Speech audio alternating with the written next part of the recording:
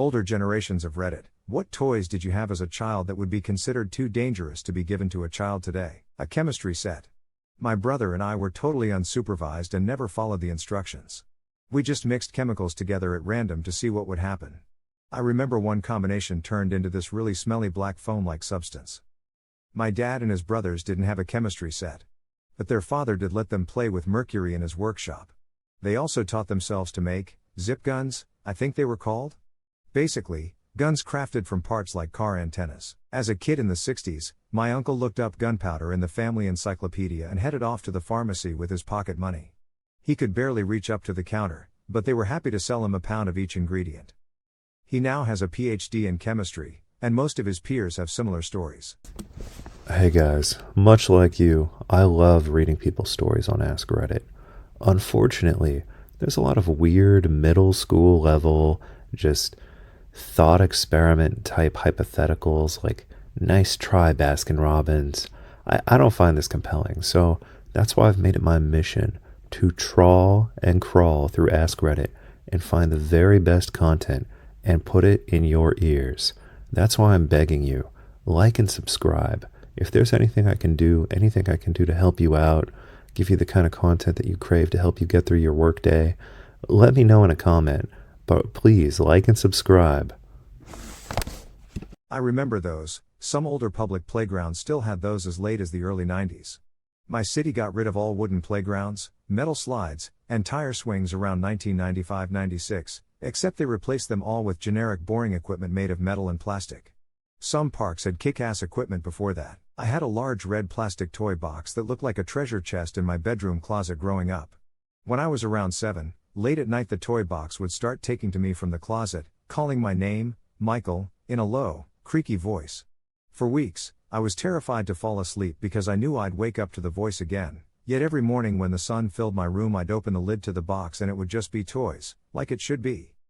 Finally, I was able to convince my mom that I wasn't making it up, and got her to sleep in my room that night with me, and shortly thereafter she woke me up with "Michael, wake up, I hear it." Long story short, we discovered it was my talking kit with very low batteries, talking away in slow motion by itself. I don't know if those should be illegal, but I definitely feel like the experience damaged me. I had the, potentially, even more dangerous version, a mini metal melter to make jewelry, in the late 90s early 00s. Technically, it had a safety latch and wouldn't switch on unless the plastic lid was closed over the smelter, or a curious preteen penguin decides to jam a pen into it and disable the mechanism. Lots of unsafe fun was had. I'd if anyone has said it yet, but the old Beyblades. The ones with the sharp metal on them and would slice up your hands when you tried to pick it up while it was still spinning lol. My cousin once sent one into a wall because it flew off his kitchen table. Tie for the upvotes guys, gals and NB pals, and also tie for the award. I'm just a Florida man, and yeah, we used to make things that go boom in the woods back in the 80s and early 90s. I grew up in an area that was rural in those days. Often using just simple ingredients like some acquired black powder. I remember the only time we almost got caught was because we usually tried to keep them under control, but this was very loud. We had the bad habit of ramping up the danger. I remember it mostly because I kind of came home really quickly, and was hanging out in my room, and my mom's like, "Do you know why the cops are circling the area?" I'm like, "Of course not." She didn't believe me, she knew better. My elementary school had a wooden playground into the early 2000s, with metal slides and monkey bars. It had a nasty habit of giving off splinters, but was awesome, from my memory. It was a few huge rectangles sprawling out with different rooms housed underneath. A nearby elementary school had a similarly awesome wooden playground for a few years after my school's was replaced with the stock metal and plastic one. This one was designed like a castle, had towers, and tire bridges in addition to the metal slides. Old school playgrounds are probably cooler just for the fact that they were for the most part unique. In the late 90s my elementary school had a metal slide about 15 feet tall. The ladder to climb up, and the railing around the 1 foot wide platform at the top were made of skinny metal tubing that got slick AF when it was wet. The sides of the slide were about 6 inches tall, super easy to just go over the edge. Several kids fell or were pushed off over the years when I was there. One boy had to be hospitalized not once, not twice, but 3 times after jumping off it. Around 2001 the school tore it down and replaced it with an extremely lame plastic slide about 8 feet tall, with sides about 1 foot tall. Oh, and I have a children's science textbook from the 1930s that describes all sorts of experiments with electricity kids can do with the power outlets in their home. What could go wrong? Super soakers were getting a little out of control from the mid-90s to the early 2000s. They held a ton of water and felt like someone was spraying you with a pressure washer. Hitting someone in the eyes would temporarily blind them, and crying wasn't uncommon. Slip and slides few also pretty rough when a rock poked up through the plastic and caught your stomach after a 30-foot head start. So much blood. Do you have any idea how convenient it is to use a Keurig machine for brewing coffee or tea? Personally, I gave up coffee a long time ago, but I was able to get a great, delicious cup of coffee in just seconds with no cleanup, no extra work, using a Keurig machine and a K-cup. And now I use my Keurig machine to brew tea, loose leaf tea, every day that I drink. And I also use it to make oatmeal and, anything else that you can put hot water into. So if you don't have a Keurig machine in your house, you're missing out. Try my affiliate link below in the description of the video, and you too can enjoy a great cup of coffee in seconds, any time of day. I still have a scar on my forearm from one of those. Even then I remember my brain telling me those types of toys are dumb. You buy it and what? You make a few squishy things that collect dirt and get lost before you run out of stuff to make more? But oh god, did I love playing with one when I got it, lol. My dentist used to give me vials of mercury to bring to school for show and tell. My parents bought me a rock collection at a natural history museum that included a chunk of asbestos from which you could pull fibrous material. We also had metal trucks with extremely sharp edges and lead-based paint jobs. My dad was born in the 50s and chemistry sets in his day did not fuck around. They had all kinds of chemicals in them that if mixed together could start fires or cause explosions, which may be fine in very small quantities, but the chemistry sets explicitly did not give directions of how much or how little to use. I think he said his chemistry set also came with a small amount of radioactive material, which I'm pretty sure was harmless unless you eat it. His parents made him move to the garage when he started doing experiments so he didn't blow up the house. Anyway, he went on to become a scientist, so the chemistry sets did something right. Fun fact, it's not rust that gives you tetanus. The bacterium that causes it, Clostridium tetani, is an anaerobic bacterium found in soil and can be transmitted via sharp implements that were stuck into the earth, namely nails and garden tools, which rusts tend to collect on. I made some blue liquidy stuff with my chemistry set doing that. It got on my hands and the furniture and wouldn't come out. And that was around the time my parents realized it probably wasn't a great idea to let a 10-year-old play with random chemicals. Honestly, you should see some of the new ones up close. Castle themes, different heights, shapes, sizes, climbing walls, swinging bits, turning bits, spinning bits, bouncing bits, etc. Ever seen one of these guys at your local park? They're honestly very cool. I think playground design went through a really rough patch 20 years ago, but it's really started to get wild again, in a safer than before way. Source: worked in playground equipment inspections through university. 1. Toy gun that looked like a real gun, no joke. 2. A bug-catching kit with hypodermic needle and formaldehyde. 3. A chemistry set with caustic materials.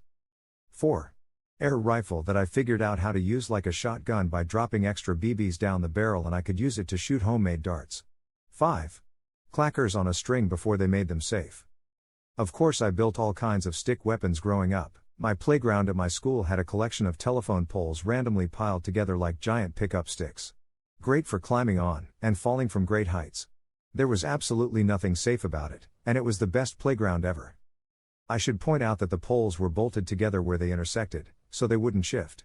It wasn't a complete death trap. M80s, they were like an extra powerful firecracker, supposedly 18 of a stick of dynamite. We would use them to literally blow stuff up, like sending garbage cans into the air or blowing street signs off their posts. They were really a lot of fun for us early teenage boys, especially when you add in kids trying to do flips or my personal childhood nightmare, crack the egg. For the uneducated, one kid curls in a ball and the others bounce around them trying to get them to unfurl. For kids with long legs like me, it was common to accidentally slam your chin down on your knees. I bit through my tongue at least 2 or 3 times per summer playing this. If there's ever a fly, or a mosquito, or like a yellow jacket, or some weird unknown insect in my house, my wife will not leave me alone until it is dead, and she will blame me personally for having a house that an insect entered. The only way that I'm able to buy peace for myself so that I can work on this YouTube channel that you enjoy is by using an electric fly swatter with an affiliate link in the description. The way this fly swatter works is that you hold down the little button and then you whack the fly as if it were a tennis ball, and it looks like a tennis racket. And what the electricity does is it stuns the insect or kills it so that you can clean it up easily. And the fact that it's a tennis racket gives you a much better chance of actually hitting the insect. And I found it invaluable, and I hope that you will decide to also use it in your home. And, if you're like a teenage boy, you can also whack other teenage boys with it. We used to do that in the Boy Scouts. We had something like this on my 90s school playground. It wasn't a spinning gate, but basically just a small, single-person merry-go-round with a tall pole up the middle to hang on to. Because they were so tiny, you could get some absolute G-force going with another kid's help. We used to challenge each other to spin on them and then run up the slide. Multiple broken bones were had, according to a January 2020 article in the IEEE.